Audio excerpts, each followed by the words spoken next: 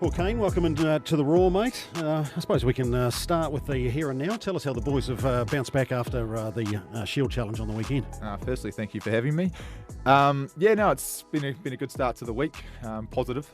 Obviously, it's always a big challenge heading up and challenging for the Shield and that sort of come down, but we've spoken about that and we're excited to be back in front of our home crowd this weekend against Taranaki, which will be another big challenge for us.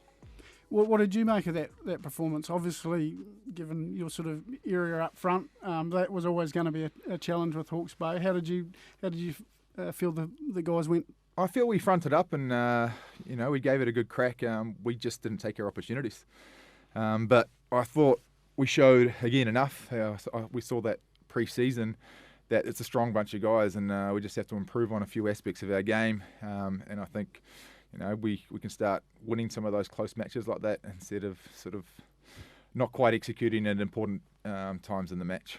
So just run us through your area of expertise, I suppose, in the coaching group, your line-out, is that right? Yeah, with the line-outs, yeah. And any other sort of areas that you've got? Doing a little bit of the breakdown as well, so line-outs and breakdown, and so enjoying that role. It was a lot easier back in the day where you had a coach and an assistant coach, and that was about it, right? I'll tell you what, get rid of the analysis, and it would have been great being a coach. There's a lot more time behind the scenes than on the field these days, but it's been fun and still learning and looking to grow as a coach. But yeah, because we talked about this with James the other week when he was in, and the amount of video that you guys watch, it's horrendous, isn't it? It's part of the job now. Yeah. It is. It'll take me back to the days where you sort of pack up training and head home, and coach is probably down to the pub for a few quiet ones after training to have a chat about it. And I wouldn't. Sometimes I wouldn't mind being a coach back then. Hey, so back to the weekend. It was great that Hawke's Bay were perfect in that first half and didn't give up a penalty. I thought that was that was something, wasn't it? They were brilliant. Just outstanding. Yeah. That was probably one of the issues for us, just giving away too many penalties. But yeah, we're a bit unlucky on a few instances. We were over the ball quite a few times, I thought, and just sort of with no reward. Yeah. But yeah, discipline is definitely something looking to improve on this week. To your point, though, you were in the fight, right? The whole way, and here you were, 7-point game, well, obviously with time running down, admittedly, but right in the scrap. So even though it was one of those games where obviously retaining the ball and building pressure was a bit of a challenge for various reasons, and that ill discipline that you talk about, you're still at the sharp end of the game. So that must be something you can take away from a game like that. No, definitely. I think we take a lot of confidence so far with from Otago and Hawke's Bay. It's just going to be, like I say, executing and making sure that we have those close ones. We can actually be on the right side of the ledger there and come away with 4 or 5 points. And that's just going to come down to little moments. But definitely as a group, we've got a strong group, really good bunch of guys. So I think we definitely know we can compete. And we're just hoping to actually, more than compete and actually win a lot more games. I guess Taranaki provide. I mean, they're almost have been the benchmark. They're defending champions from last year, and they've got probably just some different strengths to Hawke's Bay in terms of some of their power out wide and whatnot. But that's going to be a different challenge altogether, probably this weekend. Definitely be a challenge. Done a little bit of analysis. Obviously, it was a pretty scrappy game last week in Wellington with the weather conditions. But yeah, they've got some heat out in that back three for sure. Kenny's sort of scored a couple of tries that he had no right to do. So you can't really give them too much space. But obviously with Taranaki, they're always pretty confrontational up front as well. So you're dealing with both sides of the fence. But yeah, there's definitely some talent in that back line. How have you settled in? Obviously, because you come in, just before the season sort of start, you would have a whole new group of guys that, you would have known a lot of the coaching boys and Josh Beck was obviously. I was going to say there's still one player I can hold on to that. The rest of them played with one of the boys. The rest of them obviously have to quickly sort of form some connections with. Yeah, no, it's been seamless. It's been really good, obviously, with James and Matt Pendleton coming into that, and then Tomo as well, Daryl Thompson, because I've obviously played with these guys and been coached by Tomo before, so it's been really good in terms of the culture is a very easy culture to step into, as has always been the way with the Stags as a player. Really enjoyed my time down here, and from the first moment I stepped off the plane, I was welcomed, and that's a really strong point of rugby down these parts. So what do you make of the setup? I know you had a couple of cracks from a playing point of view, a couple of stints, and compare that a little bit to what you see now. I mean, the game obviously does evolve, the organisation naturally evolves, but what's some of those key differences came from when you were maybe as a player to what you see in the group that you're now part of a coaching setup with? A lot of hungry players, definitely. Like in terms of, they've got a lot of aspirations. I think a lot of the players here, and I think that's driving the team. To bigger and better things, hopefully, in the future. I'm not saying that we weren't like that, but I can definitely, like you say, rugby has evolved. Yeah. There's a lot more analysis going into it, a lot more time off the field spent, but there's still a tight group in terms of everything else they're doing as well, which is good to see, because that was obviously a really fun, strong point of my time down here. But it's a changing game. Everything's always evolving. And it's I've sort of noticed that in America as well when I've been coaching over there. That's gone from probably a bigger difference in terms of being very amateur and it's trying to get to that professional level. So it's been good to see in terms of rugby. Obviously, come to how you ended up here in coaching, or your coaching transition. But keen to go right back to the start. How did you end up with Southland and signing for Southland all those years ago in the early 2000s? Because obviously you're a Wellington boy and a promising player up there. How did it all end up that you ended up playing for the Southland Stags? Well, actually, yeah. So I am a Wellington boy, and I sort of signed. I played a few games for Wellington at 21, I think, or 2021. I just come out of New Zealand Colts and sort of got signed on to Wellington, but the coaches changed at the time, and John Plumtree just sort of looked at me and said, "You're too small, mate." Right. So, he was a great coach, but so I didn't really get too many opportunities. So I was locked into a contract, and finally I got let go to come down here on loan. Oh yeah. And so that was how it started. So I came down here on loan, and obviously it was great. Had a really good time, embraced the culture and good bunch of guys, and we had a really strong team. So 2 weeks later, Wellington actually called me up and said, "We've got an injury." Oh, they wanted you back. I'm not going back. I'm not going. That's good. Because I knew I was only going to be in there for 1 week, and then I'll be back on the benches. I think at that time, Ross Filippo had come through, and there was some pretty strong locks up in Wellington. So I definitely didn't want to head back up north after that.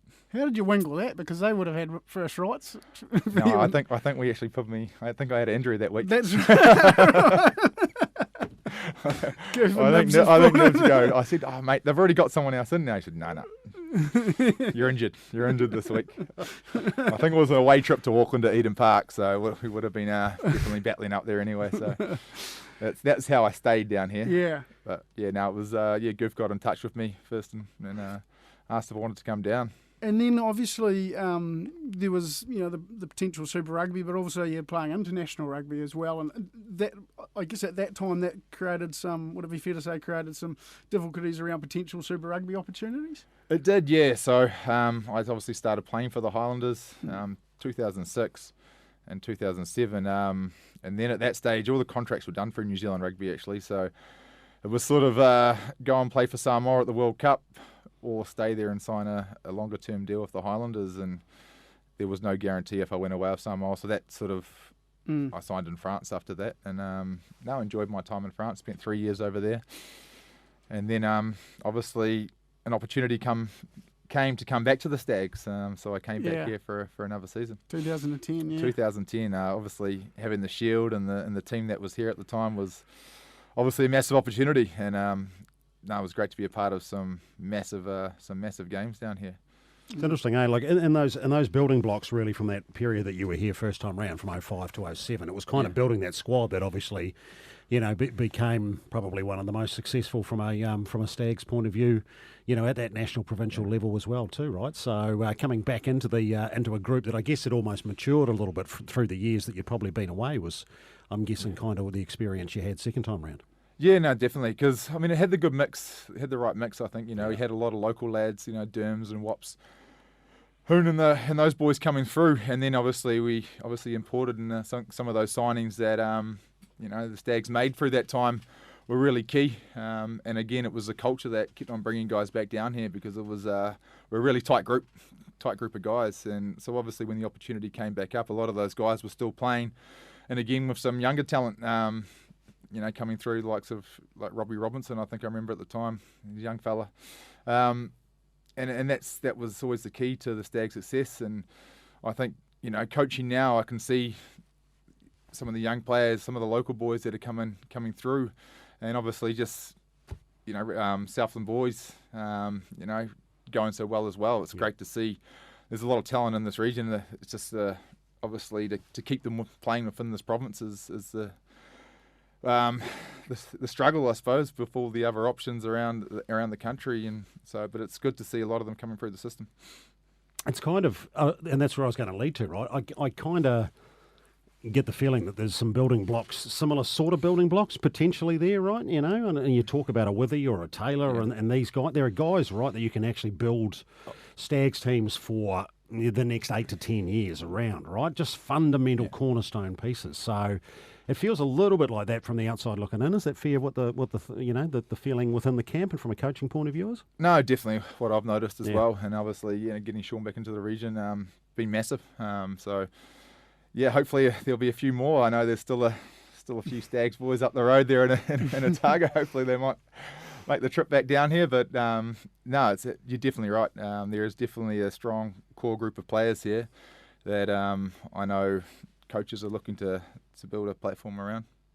For you, was it always were you always planning to transition from playing into coaching? Because I think when you're in the US, you were basically doing both there at one stage, were you? In the twilight of the career. I actually came back from England and I did a little bit of coaching for Samoa in 2016 and then was running the lineouts playing in Manawatu. So then I pretty much retired. I was into coaching back in Wellington, just at club level. And then I got a call to come up and have a run for Taranaki, actually. So I had a couple of years in the twilight for the Bulls up there. There was no contract, no contact put into the contract, just to. But so that was finished off playing, and then I got the opportunity through actually the owner's son. I was coaching back in Wellington, so he'd want to come over to America for a bit of a run. So I thought 6 months in New Orleans, I thought, why not? Let's give it a crack. And I actually enjoyed my time over there. And just with the level and of rugby at the time and the coaches that were there, I just sort of naturally stepped into it with obviously my experiences as a player. So I was able to obviously turn that into my skill set into helping some of the other players just improve some of their core skills. And you've stayed on as the head coach? I was head coach for a couple of years. I've always preferred being an assistant. Right. So we actually had head coach this year was Corey Brown, who's actually returned to the Highlanders. Yep. So he'll be the attack coach for the Highlanders next year. So I'm looking to return to NOLA next season. I do defence and forwards there. You've got to see a bit of the world through rugby. Yeah, it's obviously it's been great in terms of that. Lived in a lot of places and had some great connections with people. So no, wouldn't have it any other way really. It's been great. So give us an insight into that Major League Rugby. Because it feels like it's a bit of a comer, right? And obviously a growing league. We're seeing the number of Stags boys, that are spending an off season over there as well. And obviously it's a really potential off season pathway from a local domestic point of view as well too. Is it got good potential as a product and as a potential growing ground over there? It's definitely taken massive steps forward in terms of the professionalism. Obviously, with a lot of the NPC players that don't quite make it into Super Rugby, it's a great pathway for them to improve as well. To pretty much 6 months of the year, you're a full-time professional and you come back to the NPC environment, and hopefully when they go over there, they had ability to play at a high level, and then just hone in on some of their skills, and which is now a very good competition. I think in terms of around the world, it's just improving. You've got players from everywhere sort of coming in from the South American Conference. You saw at the Rugby World Cup. The South American teams are getting a lot stronger. So we're seeing a lot of those players come over to the MLR. You've got some South Africans over there and obviously a lot of Kiwis. And so a few Stags players, as you say, find their trade over there. So how did the opportunity to come back to Southland and join as an assistant coach, how did that all come about?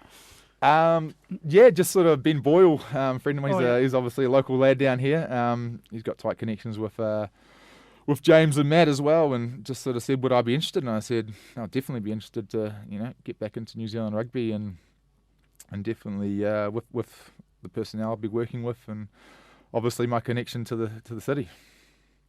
So that just sort of, conversations in terms of those connections that you make through your years as a rugby player. Yeah, and for the remainder of the season, what do you sort of see? I guess talk to James about this too. Not necessarily wins and results, but what do you see as a success for the team? And that's always a difficult question. But I guess a couple of weeks in, what do you sort of see?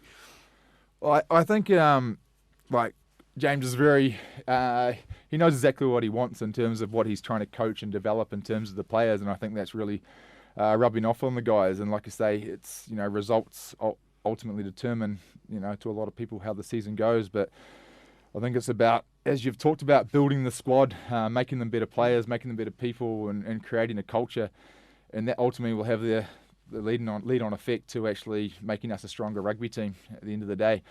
And as we talked about on the weekend, we went down in a close one with that sort of what James is trying to work and Matt are trying to work with is, when the going gets tough in those final few minutes, that the culture of the team and what he's sort of trying to grow within the team will come out, and we'll win those games. And I think I can see that definitely, just in terms of the guys when we keep fighting, we keep coming. You know what I mean? I think that's within the team. That's all you can ask for from a group of players is keep fighting, keep on going, and results definitely will come our way if we can continue to do that and continue to grow.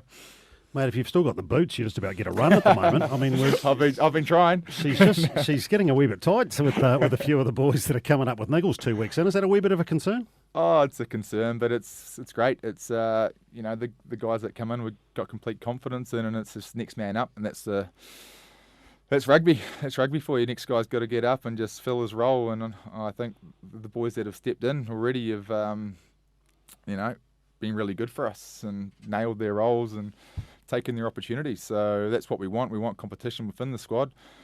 But, we are wearing a little bit thin in terms of numbers, but we are expecting a few boys to come back in the next few weeks. So that'll be great. Because I guess it was funny when we were talking before that the loose forwards before the season, you looked at it and I was like, I don't want the job of having to pick this, some guys missing out. But as it's turned out, that there really hasn't been a lot of selecting going on, is there, with the injuries in the loose forward departments? But as you said, there's some guys coming back. Yeah, no, there's definitely some guys coming back, and we've been a little bit thin there, but definitely some boys coming back into those positions, which will create a little bit of competition, and which is always going to be great.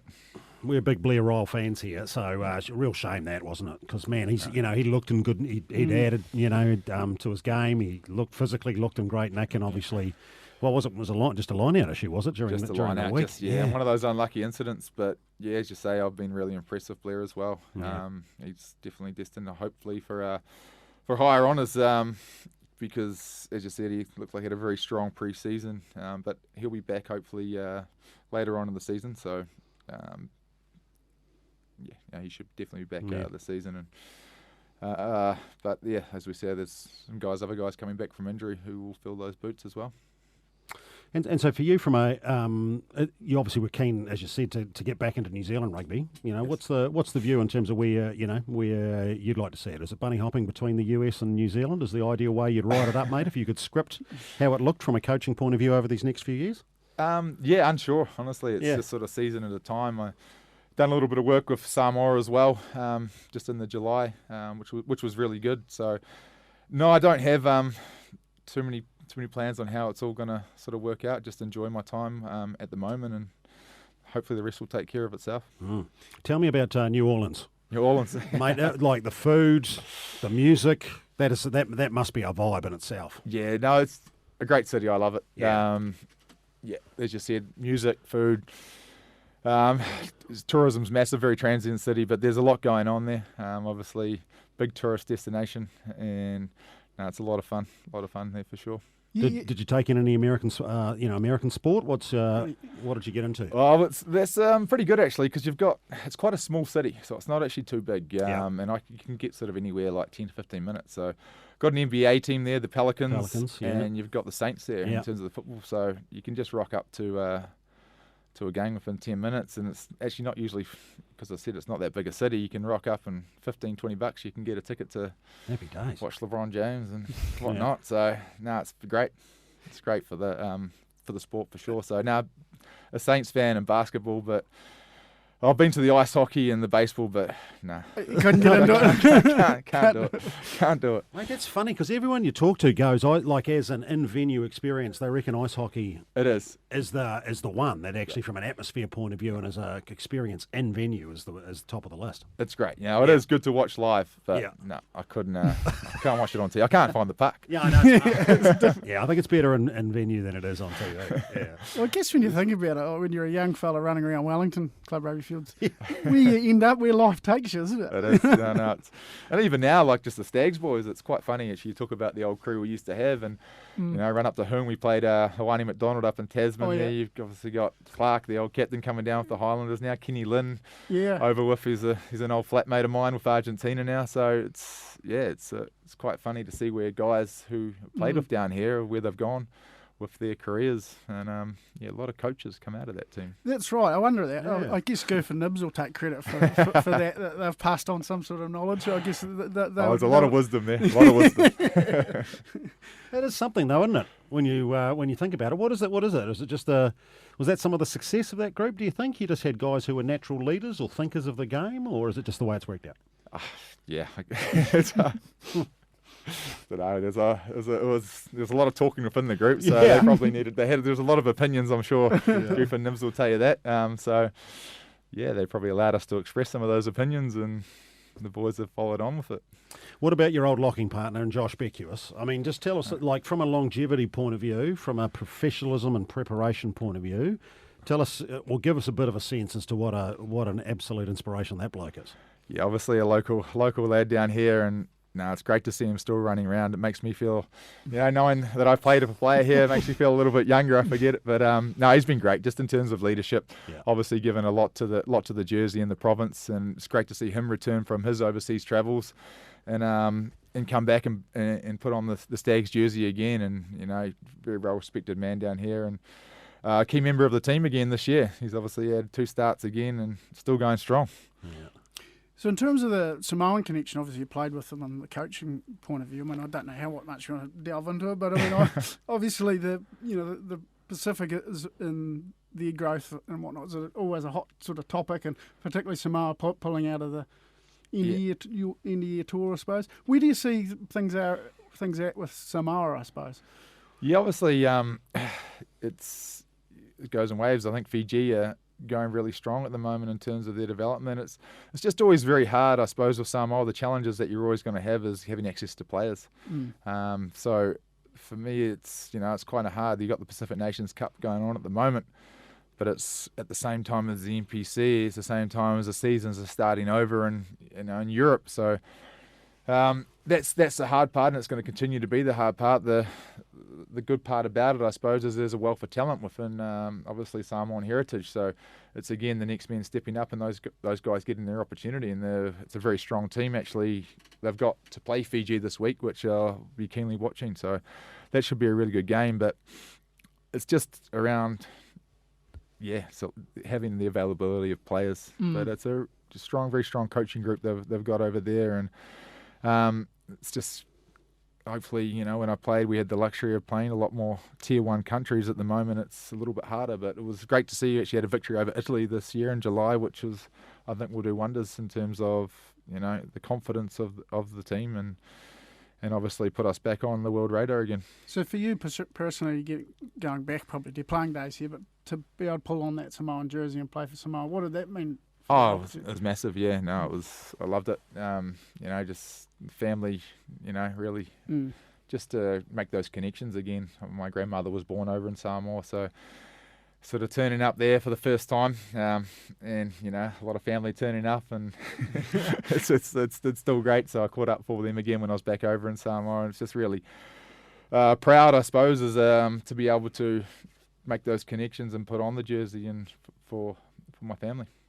And then to be able to do the same from a coaching point of view, I know how important that is, and maybe to bookend it, mate, too. That there's something about that, I think, from a Southland point of view too, in terms of that setup. Guys like yourself, like Panel, like Tintin, and Tom obviously have been involved for a long period of time down here, who understand at a real deep level what that Stags jersey is about, and what it means. Like that's obviously a key in terms of one of the reasons why you got the ask to come back. I know that, but that must also make it pretty special as a group, the way you're bound together by that. Oh, massively, yeah. No, there's some guys who care a lot about the jersey and the province. So you've got to have that within a team. You've got to have that, and that's got to be, one of your key sort of things that drives you. I think in terms of, and I think we've got that within the team, within the coaching staff, within the players. So it's always. And that's about creating that culture for the guys that come from outside the region to really drive, because everyone wants to succeed, but I still feel it's good to have those really strong connections that are based down here. Their heart's definitely in the right place, and it's a professional game these days. There's no doubt about it, but there's a little bit more to you always. When you've grown up here, you put on the jersey and you're a proud Southland man. So. When you came down here as a lone player in 2005, yes. How long did you think you'd be here? 3 games, was it? Did you have an idea? Did you actually have an idea? What would be the honest answer there? I honestly didn't have too much of a clue, and like I said, I enjoyed it. And I think I got off the plane, and I think the first thing I did, I think it was the actual club final, and I think I ended up having a good night with the Marist boys. But being from Wellington and coming from Wellington College, I can't play for a Marist club, mate. Right. So I turned up the next year, and I was like, I think I made a few drunk commitments that night. Yeah, okay. And then obviously Woody came and rescued me, and I went out to Woodlands, and you got the call from Pup. I got a few dirty looks. There's no doubt about that. Yeah, Pup gave me a call, and out there I was. I really enjoyed my time out at Woodlands as well. I'm a good, real farm boy. Not quite. You could put a star-studded Woodlands 15 together with all of the guys that have ended up handy players over there. We definitely had a good little lineup back then, for sure. Yeah, nice. So Cabbage is still running around, isn't he? He is. Mate, there's another one. You could have easily put him in the same conversation as Josh. Hey, so for the weekend, tell me about Stag Day. And I guess is using that as a springboard, obviously, into this weekend as well too. What sort of springboard does that give the group? What you'd hope for from a support point of view, because that was a pretty special afternoon, obviously, to launch the season. Oh, it was, and it's been a talking point, I suppose, for New Zealand rugby in terms of crowds, and to come back to a crowd like that and just the atmosphere and just the hype, within the city, everyone sort of coming back down. A lot of people that go to university and all the locals coming out there, and the support was massive. It was amazing to come back to a game like that, and then to put a performance in like that from the guys and come away after the victory was great. I couldn't ask for a better game to come back to as your first NPC. Coaching for Southland. That's what you want to do, right? You want to turn it into the old proverbial fortress at home. Make it hard to win. Down here. Make it somewhere that other opposing teams don't want to come to at all, too. So I guess that continues this weekend, hopefully. Definitely. So hopefully you get a big crowd out there again. And no, I think the guys took a lot out of that crowd and the support that they were given.